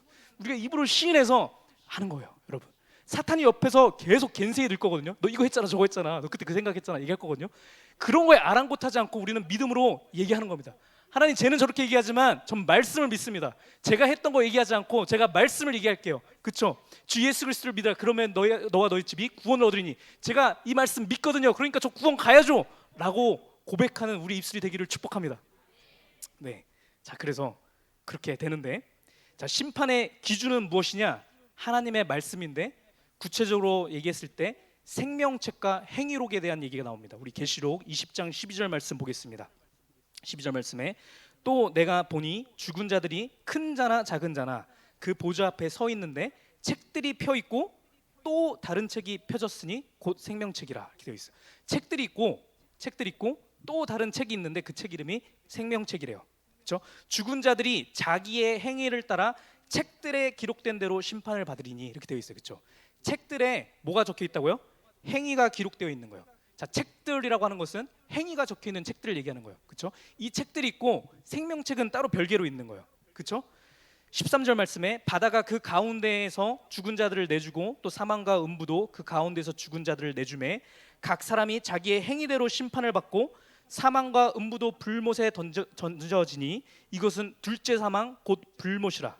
15절 말씀에 누구든지 생명책에 기록되지 못한 자는 불못에 던져지더라 이렇게 되어 있습니다. 자 여러분, 일단 우리들의 행위들이 다 적혀 있는 책들이 있는데 이 책의 근거에서 심판을 받는다는 얘기가 있고요. 그렇죠? 이거는 이거고, 또 다른 책에 얘기 나오는 게 생명책이라고 표현이 되어 있는데 요한계시록 1장 27절에 가면은 이렇게 말이 나와 있어요. 무엇이든지 속된 것이나 가증한 일 또 거짓말하는 자는 결코 그리로 들어가지 못하되 오직 어린 양의 생명책에 기록된 자들만 들어가리라 되어 있거든요. 생명책은 생명책인데 생명책의 이름이 요한계시록 21장에 나와 있는데 이 생명책 이름이 뭐냐면요, 어린 양의 생명책이라는 거예요. 네. 생명책의 이름이 기록된 자만 우리가 구원받는 거 알고 있잖아요. 그렇죠? 행위기록이랑은 다른 거예요. 그런 건데 이 생명책의 이름이 뭐라고요? 어린 양의 생명책이라는 거예요. 이 생명책을 주관하는 자는 어린 양, 누구 얘기하는 겁니까? 예수 그리스도라는 거예요. 예수 그리스도로 인해서만 우리가 생명책에 적히고 안 적히고가 판단되는 겁니다. 다른 그 무엇도 아니고 예수 그리스도 때문에만 우리가 예수 그리스도를 믿는 믿음으로 우리가 예수님을 영접하겠다라고 마음으로 믿고 입으로 시인할 때에 우리의 이름이 생명책에 적히는 거예요. 그렇죠? 내가 앞으로 죄를 짓는다 할지라도 저도 계속 실수하고 이렇게 할 수도 있지만 그런 거랑 상관없이 그럼에도 불구하고 내가 예수 그리스도를 믿기 때문에 이러한 나의 부족한 모습도 점점 변해갈 것입니다. 나는 하나님의 말씀을 여전히 사랑하고요, 말씀대로 바뀌어지기를 내가 소망하고요, 점점 예수 그리스도로 될 것을 내가 믿습니다라고 고백하는 우리들의 이 고백이요, 이 고백을 하는 사람들만 어린 양의 생명책 이름이 적히는 거예요, 여러분. 예, 그렇기 때문에 우리가 사탄 마귀의 거짓말에 넘어가면 안 되는 거예요. 우리가 예수 그리스도를 영접했음에도 불구하고 야 너가 오늘도 이렇게 너 예배 시간에 집중도 못했잖아, 예배 시간에 너 들은 것도 하나도 없잖아, 너 그러니까 천국에 못 가지 라고 할 때 우리가 얘기할 수 있어야 되는 거예요. 그렇죠?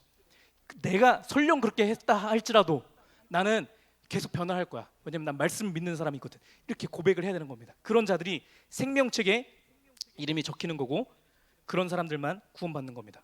여러분, 행위책에 대한 얘기들을 제가 좀 나누려고 해요. 행위책은 우리들의 모든 행위들이 적혀있는 책들이잖아요. 그렇죠? 그래서 이 행위대로 심판을 받거든요. 그래서 행위들은 사람들마다 이게 잘한 행위가 있고 악한 행위가 있는 것은 당연한 거고, 악한 행위 중에서도 조금 실수해서 악한 게 있고 진짜 극악무도한 게 있고, 이건 사탄에도 견줄 만한 그 진짜 나쁜 것도 있잖아요. 이 경중이 있지 않습니까? 이 경중에 따라서 받는 처벌이 다른 겁니다. 우리 마태복음 11장 20절 말씀에 보면 이렇게 얘기를 합니다. 예수께서 권능을 가장 많이 행하신 고을들이 회개하지 아니하므로 그때 책망하시되, 21절 말씀에 화 있을진저 고라시나 화 있을진저 벳세다야 너희에게 행한 모든 권능을 두루와 시돈에서 행하였더라면, 뭐 이렇게 나오는데 여기서 나오는 고라신, 벳세다 이거는 마을 이름이거든요. 어디 마을이냐면 갈릴리 지역에 있는 마을 이름이에요. 여기서 예수님께서 물을 포도주로 변화시키시고 안진뱅이를 일으키시고 이러한 기적들을 펼치신 고을들이에요. 예, 이 고을들을 향하여서 예수님께서 책망하시는 거예요. 너네들이 회개하지 않았다라고 책망하시거든요. 근데 뭐라고 얘기하시냐면요, 너네들이 너희에게 행한 모든 권능을 두로와 시돈에서 만약에 내가 행했으면 그들이 벌써 베옷을 입고 제에 앉아서 회개하였으리라 이렇게 얘기하는 거예요. 두로와 시돈은 우상 숭배로 가득 찬 도시였거든요. 예수님께서 말씀하시기를 내가 일으켰던 기적들을 만약에 이 갈릴리 지역에서 안 하고 두로와 시돈에서 했으면 두로와 시돈이 회개했을 거야. 근데 너네들은 이 기적을 봤음에도 불구하고 오늘 말씀을 너네가 들었음에도 불구하고 너네들이 회개하지 않으면 너네들의 죄의 값은 더 무거워, 이 얘기하는 겁니다. 그래서 22절 말씀에 이렇게 얘기해요. 내가 너희에게 이르노니 심판날에 두로와 시돈이 너희보다 견디기 쉬우리라. 여러분, 지옥에 빠진다 할지라도 달라요. 예수님의 말씀, 예수님의 행하신 일들을 우리가 경험한 사람들은 다르다고요. 성령을 우리가 체험을 했어요. 그랬는데 성령을 체험했고 예수 그리스도를 알고 하나님의 이름을 아는데 아는 우리가 하나님을 거부하고 멀리 떠나잖아요. 그러면 이 죄는 가장 심한 죄라는 거예요. 차라리 두로와 시돈처럼 아예 말씀을 몰랐던 게 더 낫다라는 거예요. 여러분 어떻게 생각하세요? 천천벽력과 같은 소리일 수 있는데 우리 믿은 지 얼마 안 된 분들은 이렇게 생각할 수 있어요. 내가 이럴 줄 알았으면 교회 안 나오는 건데 내가 이왕 벌 받는 거 조금 가볍게 벌 받으면 더 좋을 것 같은데 괜히 교회 나와갖고 이 얘기를 듣다니 라는 근심이 찰 수 있는데 여러분 이런 것들이 제가 말씀드리는 오해라는 겁니다. 엄청 많은 얘기를 여기서부터 새로 설교를 할 수 있는데 나중에 차차 하고 결론적인 말씀만 제가 드리려고 하는데 그 전에 이거 관련된 말씀을 더 나누겠습니다. 로마서 2장 12절 말씀에 그래서 이렇게 나옵니다. 무릇 율법 없이 범죄한 자는 율법 없이 망하고 율법이 있고 범죄하는 자는 율법으로 말미암아 심판을 받으리라. 무슨 얘기냐면요, 하나님의 말씀을 들은 사람은 그 말씀의 잣대에 의해서 판단받아서 심판받고요, 하나님의 말씀을 한 번도 못 들어봤잖아요. 그러면 못 들어본 그 사람은 그 사람에게 주신 양심 가운데 주신 그 법에 따라서 심판받는다라는 거예요. 그렇죠? 각 사람에게 하나님께서는 너무 좋으신 분이기 때문에요, 하나님을 선택할 수 있게끔 그 마음을 주시거든요. 안 믿는 자도 마찬가지예요. 옛날에 이순신님도 뭐 일진덕 장군도 다 마찬가지예요. 그들에게도 다 주신 건데 그들이 하나님의 말씀을 받아서 양심의 선한 데 가운데서 내가 이 창조주 신의 말씀을 따르겠습니다라는 의지를 발휘해서 했으면 그들은 거기에 맞게끔 하나님의 거기에 맞는 상급을 받는 거고요, 그것을 거부하면 그걸 거부한 대로 심판을 받는 거예요. 경중이 다 다르다는 얘기입니다. 로마서 14장 10절 12절 말씀에 이렇게 나옵니다. 우리가 다 하나님의 심판대 앞에 서리라. 그리고 맨 뒤에 가서 이러므로 우리 각 사람이 이거 아니네. 죄송합니다. 네, 계시록 2장 23절 말씀에 내가 너희 각 사람의 행위대로 갚아주리라 이렇게 나오는 겁니다. 그래서 각 사람은 이 사람이 말씀을 얼마나 아는 사람이든 간에 얼마나 말씀을 모르든 간에 상관없이 하나님의 이 놀라우신 섭리하신 가운데 그 사람이 각자 행한 그 행위대로 벌을 받고 어떤 사람은 더 심한 벌을 받고 이렇게 되는 거예요.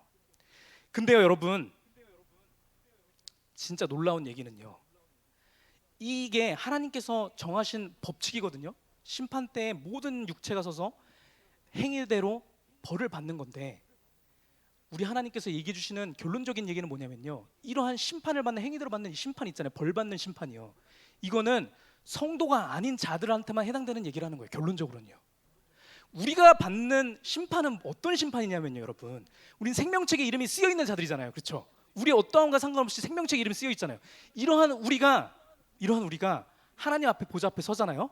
그러면 우리는 어떠한 행위들을 심판받냐면요, 하나님을 향하여서 잘한 행위들, 하나님을 향하여서 선했던 행위들, 그것만 우리가 심판받는 겁니다. 우리가 저질렀던 모든 악행들은 기억하지 않으시는 거예요. 이 말씀을 계속 주시는 거예요. 이사야서 43장 25절 말씀에 나는 나는 나를 위하여 내 허물을 도말하는 자니, 너의 허물을 다 없애는 자니 내가 너의 죄를 기억하지 아니하리라. 이 말씀이 그 말씀이에요.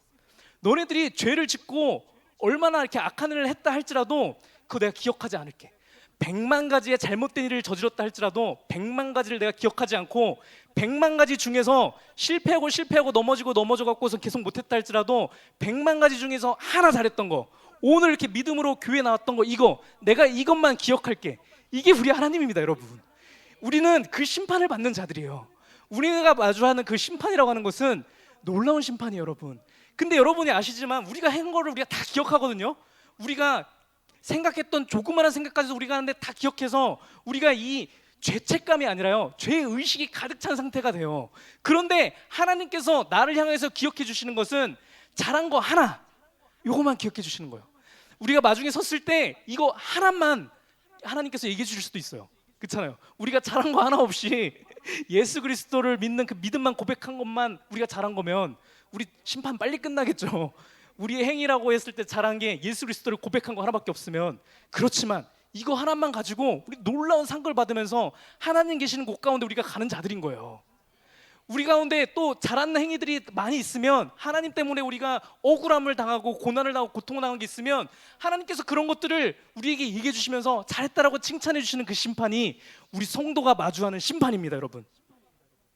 예레미야 31장 34절 후반부에 이렇게 얘기합니다. 내가 그들의 악행을 사하고 다시는 그 죄를 기억하지 아니하리라. 여호와의 말씀이니라. 하나님께서 기억하시지 않는 거예요, 여러분. 히브리서 8장 12절 말씀입니다. 내가 그들의 불의를 긍휼히 여기고 그들의 죄를 다시 기억하지 아니하리라. 아멘. 히브리서 10장 17절 말씀입니다. 또 그들의 죄와 그들의 불법을 내가 다시 기억하지 아니하리라. 여러분, 우리 불의가 우리 앞으로도 할 수 있거든요. 이거를 하나님께서 우리를 긍휼히 여겨주세요. 어떤 긍휼한 마음이냐면, 야, 너가 지금 지었다 할지라도 다음번엔 안 할 거야 라고 긍휼히 여겨주시는 거거든요. 여러분, 우리가 이 하나님의 마음을 알아야 돼요, 여러분. 여러분, 진짜 완악한 사람, 진짜 나쁜 사람은요, 어떤 사람이냐면요, 이걸 알아갖고, 아, 그러면 나는 죄 지어도 되겠네, 나 앞으로 그냥 막 살게. 이거는요, 여러분, 성경에서 나오는 모든 죄 중에 가장 최악의 죄입니다. 이럴 바에는 두루와 시돈이 나요, 여러분. 그냥 애초에 하나님 말씀 모르는 게 훨씬 더 낫다고요. 얼마나 패역한 겁니까? 이건 예수 그리스도를 계속 못 박는 거거든요. 어차피 죄 뭐 하나님이니까, 하나님 뭐 아픈 거 괜찮잖아요. 또 못 박는 거. 이거는 진짜 패역한 세대입니다, 여러분. 근데 이 눈물 나는 이 감격의 심판을 아는 우리들은, 여러분, 우리가 가져야 되는 마음 자세는 어떤 겁니까? 이 사랑이 너무나 큰 거예요. 이 은혜가 너무나 놀라운 거예요. 그래서 우리는 다짐하는 거예요, 여러분. 그렇죠? 하나님, 내가 다음번에는 이거 안 할게요. 하나님의 그 긍휼한 마음을 제가 이 시간에 제가 느낍니다 라고 하는 거예요. 그래서 애쓰는 거예요, 여러분. 내가 만약에 어떤 죄를 저질렀어요. 그러면은 죄를 저질렀던 그 상황과 환경 가운데 가지 않으려고 애초에 거기 안 가는 거예요, 여러분. 그렇잖아요. 내가 뭐 하려고 했는데 막 골방에 막 들어가고 있다 보니까 혼자 야한 거 보고 막 자위하고 뭐 이렇게 하잖아요. 그러면은 내가 예수 그리스도 이름으로 내가 이거를 떠나겠습니다 막 이렇게 해갖고 없애는 게 아니라요. 어떻게 하는 거냐면, 이 하나님의 마음을 알기 때문에 아예 안 가는 거예요. 그렇잖아요. 빌미를 안 주는 거예요, 아예. 하나님이 얼마나 우리를 사랑하시고 얼마나 죄 가운데서 떠나기를 원하시는 것을, 그 마음을 알면요, 우리가 죄 가운데서 떠나는 거예요. 내가 옆에 있는 성도들을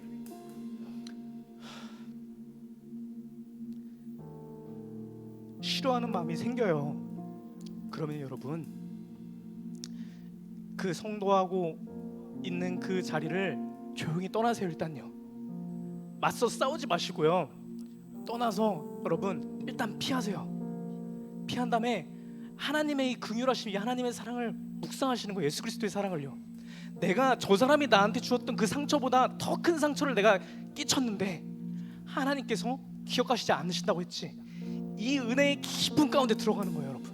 이 들어가면요, 그 다음번에 만났을 때 부들 안 내게 돼요, 여러분. 나를 긍휼하게 여기셨던 그 하나님 마음이 내 가운데 임재해서 나에게 상처 줬던 그 성도를 긍휼한 마음으로 마침내 내가 바라볼 수 있게 되는 거예요, 여러분. 그렇게 우리가 죄 가운데서 벗어난 자가 돼가는 거예요, 여러분. 그렇게 우리가 예수 그리스도와 진짜로 변해가는 거라고요. 하나님께서 우리로 하여금 잘하기를 원하세요. 잘하기를 원하신다고요. 우리가 나중에 하나님을 마주했을 때, 여러분, 우리가 고백했잖아요. 진짜 일어날 일이라니까요. 우리 인생 가운데서 우리가 마지막 때에 진짜 일어날 일들이에요. 그때 우리가 예수님을 마주했을 때, 여러분, 하나님께서 우리에게 잘했다라고 얘기하시는 그 칭찬이, 여러분, 그 시간이 엄청 길었으면 좋겠습니다. 너가 그렇게 힘든 가운데 억울했지만, 그렇잖아요, 너가 믿음으로 말씀 가운데 인내했구나. 내가 그것을 귀히 여겨. 여러분, 이런 칭찬들을 계속 받는 그날을 소망하자고요. 여러분, 이거를 소망하고 이게 얼마나 큰 사랑인지를 알 때, 여러분, 우리는 그때에만 죄에서부터 해방될 수 있어요. 이거 아니고서는요, 죄 가운데서 멀어질 수 없는 거예요. 우리의 힘으로는 안 되는 거예요. 예수 그리스도의 은혜로만 우리가 죄 가운데서 멀어지는 거예요. 여러분, 그렇죠? 그렇게 되는 겁니다.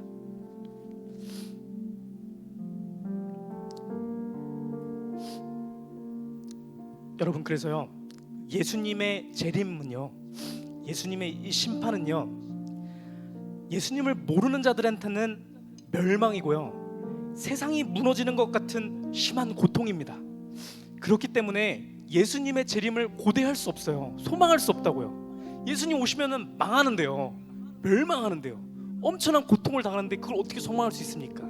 그런데 우리 성도들은 다르다라는 거예요. 우리 성도들이 마주하는 이 마지막 때는 뭐냐면요, 하나님께 칭찬받는 시간이에요. 내가 억울했던 거, 내가 인내하면서 견뎠던 모든 것들을 인정받는 시간이라고요. 여러분, 그러니까 얼마나 이게 소망되고 우리가 얼마나 좋은 겁니까? 여러분, 우리가 잘못했던 거 100만 가지는 기억하지 않으시고 잘했던 거 하나만, 우리 인생 가운데 잘했던 거 한두 개만, 그것만 인정해 주시는 그 시간을 우리가 마주하는 겁니다. 그걸 우리가 알 때 우리는 소망할 수 있어요. 예수님 빨리 오셨으면 좋겠어요 라고 하는 거예요. 우리가 옆에 있는 우리 가족들, 우리 목사님, 성도들이 당신의 믿음의 수고와 인내와 헌신을 내가 압니다 라고 위로해 주는 것도 큰 위로가 되잖아요. 근데 그 사람도 우리가 어떤 마음으로 그렇게 했는지, 어떠한 마음으로 내가 그렇게 그 발을 내가 내딛었는지, 내가 어떤 마음으로 새벽 예배에 나와서 했는지, 어떠한 마음으로 저 사람이 나를 해코지해도 내가 믿음 가운데, 감사한 가운데 내가 회피했는지, 이 마음속에 깊은 나의 사투를요, 아무도 알 수가 없잖아요. 그렇잖아요. 여러분, 억울한 게 얼마나 많습니까? 그런데 예수님께서 그 은밀한 것까지도 내가 말로 표현할 수 없는 나의 모든 수고와 헌신을 기억해 주신다라는 거예요. 그걸 하나도 잃지 않고 그 모든 거 하나하나를 여러분 칭찬해 주시고 인정해 주시고 그거에 따른 상급을 주시겠다라고 하는 게 우리가 마주하는 겁니다. 여러분, 그래서 여러분, 우리가 사는 이 인생 있잖아요, 예수님 재림하기 전까지 우리가 사는 이 인생이요, 이 인생은요 어떠한 시간이냐면요, 마지막 때에 상급을 받기 위해서 씨앗을 뿌리는 시간입니다. 여러분, 이게 중요한 거예요. 여러분, 이것을 아는 사람은요, 우리 가운데 고통의 시간이 온다 할지라도, 억울한 시간이 온다 할지라도, 그렇잖아요, 못마땅한 게 온다 할지라도 이것 때문에 낭망하지 않는 거예요. 왜냐하면 그거 얻어봤자 뭐 좋을 거 없어요. 여러분, 그거 얻어서 뭐 하려고요. 그런데 그 고통의 순간과 어려운 순간이 왔을 때 우리가 그것 가운데서 좌절하지 않고 하나님의 말씀으로 이기잖아요. 그러면 그 아름다움이 마지막 날에 우리에게 주어지는 상급이 되는 거예요. 그래서 우리가 고통을 마주할 때, 어려움을 마주할 때 우리 기뻐할 수 있는 거예요. 여러분, 우리에게 상급 주시기 위한 기회인 것을 알면 되는 거예요. 여러분, 우리는 이 세상 살아가면서 이 씨앗을 계속 뿌리는 시간이에요. 그래서 앞에서 말씀드렸던 것처럼 우리는 생업 가운데 이 종말론적인 신앙이 있으면 우리의 삶 가운데 그 누구보다 최선을 다하게 되는 거예요. 그 누구보다 최선을 다해서 기쁨으로 씨앗을 뿌리게 되는 거예요. 여러분, 힘들고 어렵다 할지라도 이 세상에서 나타나는 그 결과에 아둥바둥하는 것이 아니라 하나님을 바라보기 때문에 그 씨앗을 뿌린다라는 생각을 할 때 우리는 기쁨 가운데 최선을 다할 수 있는 거예요. 이 세상 사람들은 하지 못해서 그 막 어쩔 수 없으면서 막 고통 가운데 일을 하잖아요. 우리는 아니에요. 여러분, 우린 고통 가운데 하는 게 아니라요, 영광스러운 하나님의 나라를 바라보면서 최선을 다하는 거예요. 여러분, 우리는 그렇게 다릅니다. 우리가, 여러분, 또 앞에서 언급한 것처럼 예수님이 이렇게 재림하실 때 온 우주 만물이 회복돼서 새 하늘과 새 땅이 열리거든요. 예.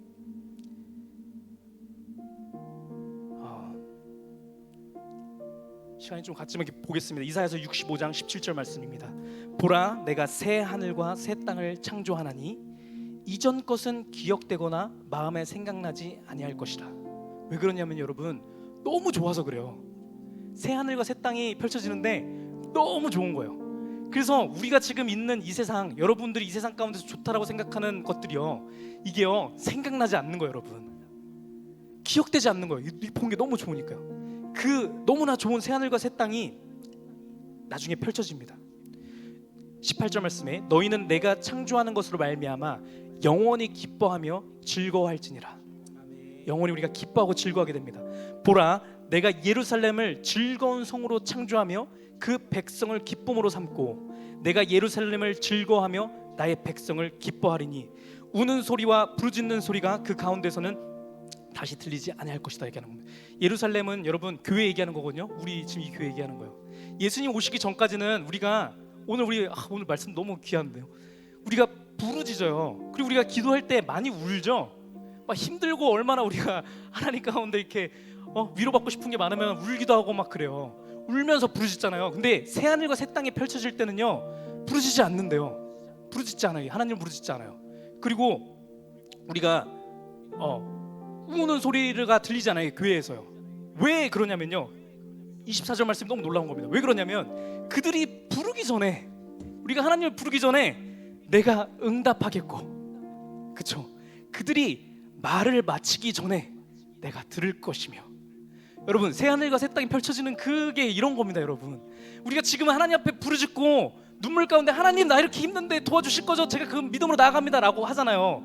이것도 너무 좋은데요, 이것 가운데서도 우리가 큰 위로를 받고 힘을 얻는데, 우리가 새하늘과 새 땅에서 하나님을 만나잖아요. 그러면요 하는 순간 하나님께서 우리 마음 아시는 거예요. 하는 순간 다 해주시는 거예요. 하나님께서 우리 바로 옆에서 같이 계시는 거거든요. 여러분, 너무 놀라운 거예요. 너무나 좋은 거라고요. 우리가 울 필요가 없어요. 울고 뭐 부르짖고 할 필요도 없어요. 하나님과 영원히 함께하는 삶을 살아가는 겁니다. 25절 말씀에 이리와 어린 양이 함께 먹을 것이며 사자가 소처럼 짚을 먹을 것이며 뱀은 흙을 양식으로 삼을 것이니 나의 성산에서는 해함도 없겠고 상함도 없으리라. 이렇게 나와 있습니다.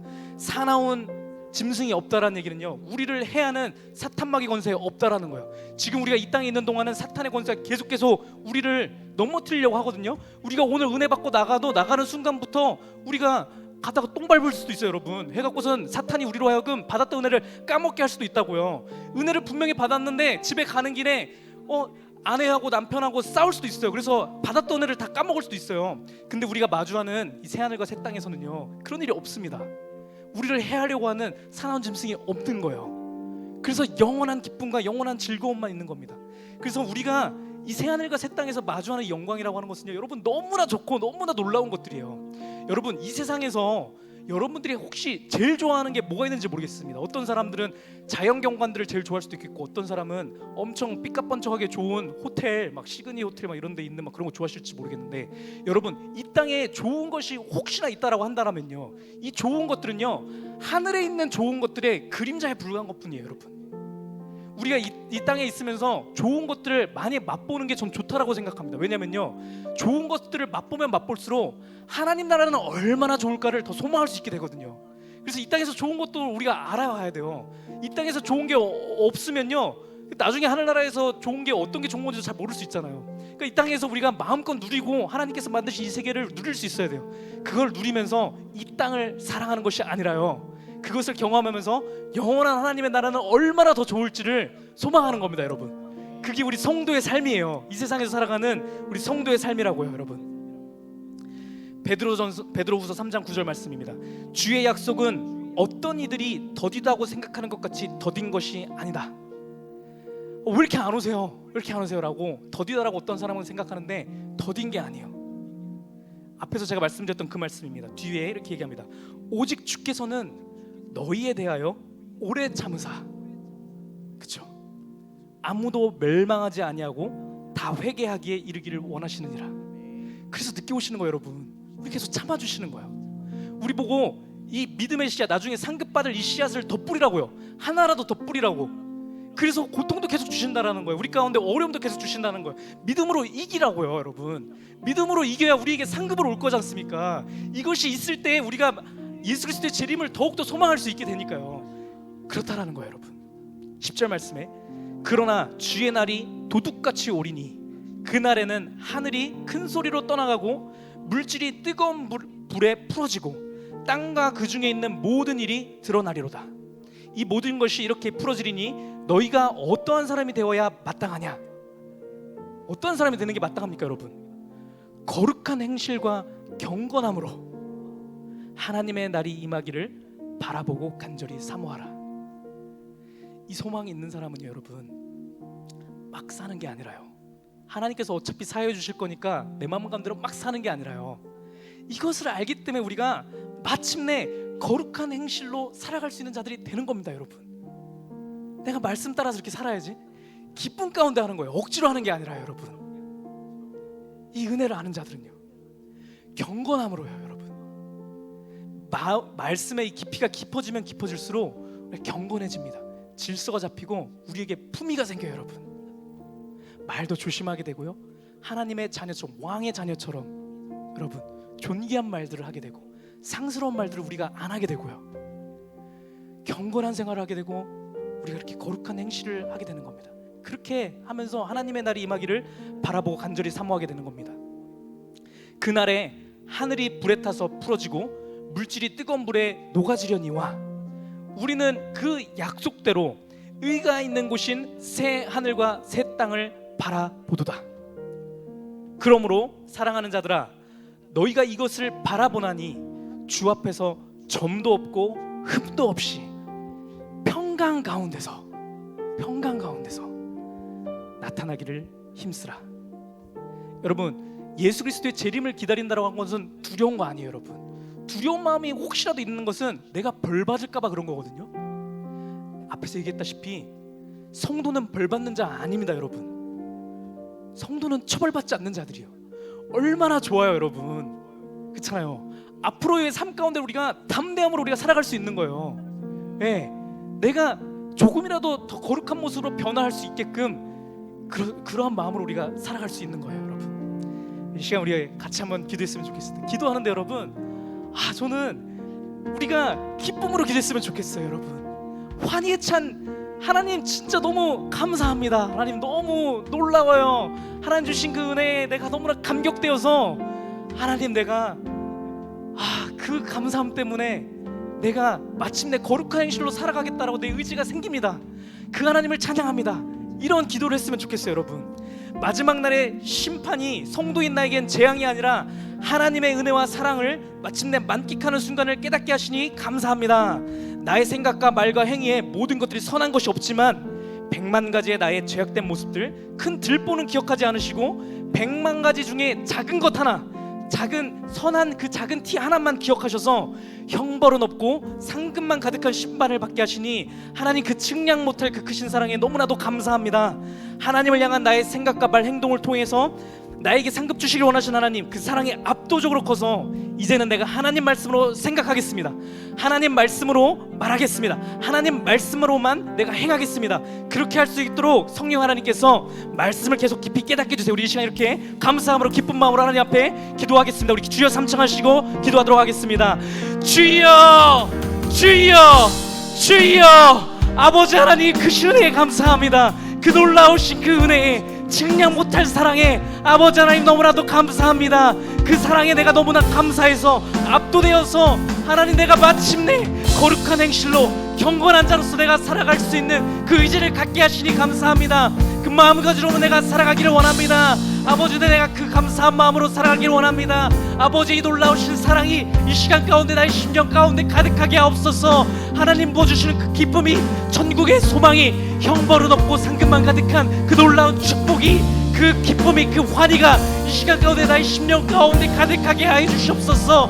내 안에 죄악을 사모하는 것보다 이 하나님을 사모하는 것이 더욱더 커지게 하옵소서. 아버지, 이 땅이, 이 세상이 영원할 것처럼 살아가지 아니하게 하시고, 아버지 하늘나라가, 아버지 하늘나라의 그 소망이 영원할 것처럼 살아가는 나의 모습이 되어줄 수 있도록 주여남 아버지 붙잡아 주시옵소서.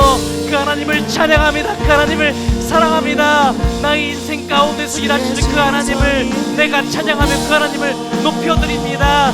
그 하나님을 찬양합니다. 모든 인류의 아버지 역사를 통하여서 나의 인생을 통해서 하나님을 알게 하시는 그 하나님을 내가 찬양합니다. 그 하나님을 높여드립니다. 그 하나님을 더욱더 내가 높여드리기 원합니다.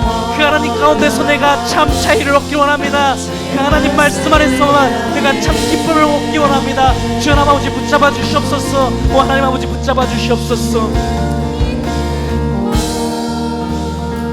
아버지 하나님 붙잡아 주시고 역사하여 주시옵소서. 로마서 8장 18절 말씀에 이렇게 얘기합니다. 생각하건대 현재의 고난은 장차 우리에게 나타날 영광과 비교할 수 없도다. 아멘. 우리가 소망으로 구원을 얻었음에 보이는 소망이 소망이 아니니 보는 것을 누가 바라리오. 만일 우리가 보지 못하는 것을 바라면 참음으로 기다릴지니라. 우리 나눈 것처럼 하나님께서 내 삶에 허락하신 어려움, 고난과 고통, 억울함과 부당함이 나를 힘들게 하려는 것이 아니라 그 속에서 내가 천국을 소망하고 나중에 주실 상급을 소망함으로 기쁨으로 마주하게 해주실 것을 우리가 이 시간 깨닫게 하시니 너무나도 감사합니다. 우리 이렇게 고백했으면 좋겠습니다. 이 고백이 있는 자는요, 이제는 이 어려움과 고통을 우리 삶 가운데서의 못마땅함을 회피하지 않는 겁니다. 그쵸? 원망하지 않는 것입니다. 울더라도 인내하며 씨를 뿌리는 것입니다. 믿음으로 지키다가 고난을 당할 때마다 이 고난과는 비교도 할 수 없는 나중에 받게 될 영광을 바라보는 것입니다. 그럴 때 우리가 기쁨으로 마침내 단을 거두는 것입니다. 그죠? 우리 이 시간 그렇게 하나님 앞에 다시 한번 기도하겠습니다. 아버지, 그렇게 할 수 있는 힘을 내게 주세요.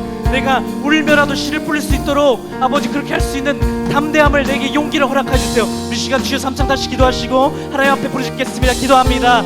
주여, 주여, 주여. 아버지 하나님, 현재의 고난은 장차 우리에게 나타날 영광과는 비교할 수 없는 것임을 이 시간에 고백합니다. 아버지, 그 소망으로 내가 이 세상을 살아가기 원합니다.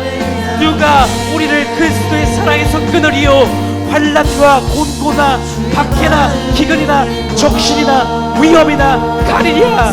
이 모든 일에 우리를 사랑하신 이로 말미암아 우리가 넉넉히 이기느니라. 넉넉하게 이기게 하시는 그 하나님을 바라봅니다. 넉넉히 이기게 하시는 그 예수 그리스도에서 내가 힘을 얻어서 주님을 바라보며 주님께로 나아갑니다. 예수 그리스도의 힘이 와서 내가 날마다 승리하길 원합니다. 아버지, 내가 어려움을 회피하지 않겠습니다.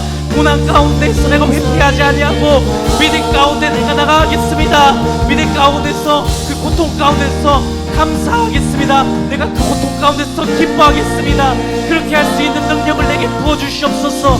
성령 하나님께서 내 마음 가운데 의지를 창조하셨사오니 내게 새 영을 창조하셨사오니 아버지, 내가 이것을 힘입어서 하나님 앞에 나가겠습니다. 아버지 하나님 붙잡아 주시옵소서. 아버지 하나님, 아버지 붙잡아 주셔서 우리 성대한 사람의 마음 가운데 붙잡아 주시고 주 아버지 역사하여 주시옵소서. 아버지 하나님 감사합니다. 은혜가 충만하게 하옵소서. 하나님, 나중에 예수님께서 재림하셔서 그 예수님을 나의 육신의 눈으로 직접 볼 때 나만 예수님 우편에 서 있게 하지 마시고 나의 부모님과 나의 자녀들과 나의 형제자매와 나의 사랑하는 친구와 나의 이웃들과 심지어 내가 한때 미워하고 질투했던 나의 원수들까지도 예수님 우편에 같이 서 있기를 원합니다. 왜냐하면 그것이 하나님께서 기뻐하시는 뜻이기 때문입니다. 그래서 내가 이 시간에 고백합니다. 하나님, 역사하셔서 제 주변에 있는 모두가, 제 삶 가운데서 만나는 모든 사람들이, 내가 앞으로 살아가면서 만나게 될 모든 사람들이 다 같이 구원받을 수 있도록 은혜 내려주시옵소서. 그들의 완악하고 완고한 마음을 부드럽게 해주시옵소서. 이 시간 우리가 다시 한번 주여 삼창하시고 이렇게 기도하기 원합니다. 기도합니다. 주여, 주여, 주여, 주여 하나님 아버지, 우리의 목소리를 들으시옵소서. 주여 하나님 아버지, 우리를 용서하여 주시옵소서. 주여 하나님 아버지, 행하시옵소서.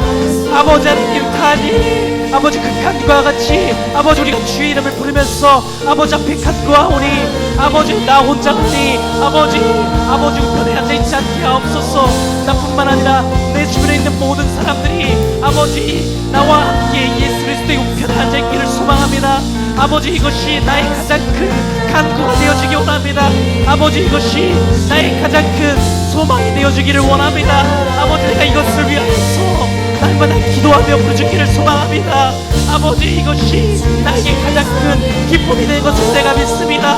아버지, 나를 상처를 줬던 자, 나를 힘들게 했던 그들도 아버지 그들을 위하여서 기도합니다. 아버지, 그들의 삶 가운데 역사하셔서 놀라운 하나님을 알게 하옵소서.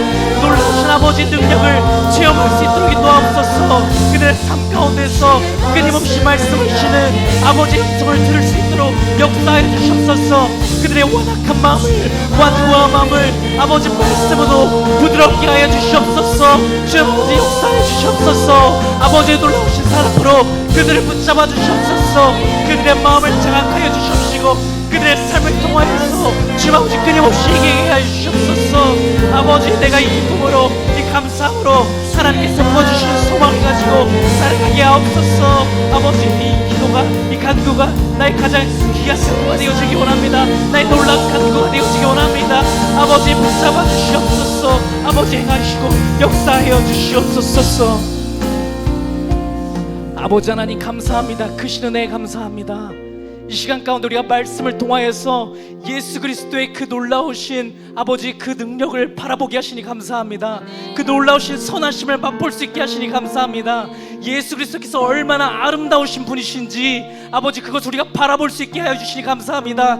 이것을 바라본 우리는 그 하나님의 선하심을 그 아름다우심을 우리 또한 아버지 그것을 닮아서 그 선한 모습대로 우리가 변화해 갈 줄 우리가 믿습니다. 그 아름다운 모습대로 우리가 변화해 갈 줄 믿습니다. 우리 삶 가운데서도 하나님께서 역사해 주셔서 성령 하나님께서 우리의 삶의 순간순간 가운데서 말씀하셔서 아버지 우리가 오늘 받은 이 은혜를 잃어버리지 아니하고 더욱더 풍성한 은혜로 아버지 하나님을 바라보면서 하나님 우편에 하나님 보좌의 우편에 앉은 자로서 살아가는 넉넉히 이기는 승리하는 자로 살아갈 수 있도록 우리 모두를 축복하여 주옵소서. 예수 그리스도 이름으로 기도드렸습니다. 아멘.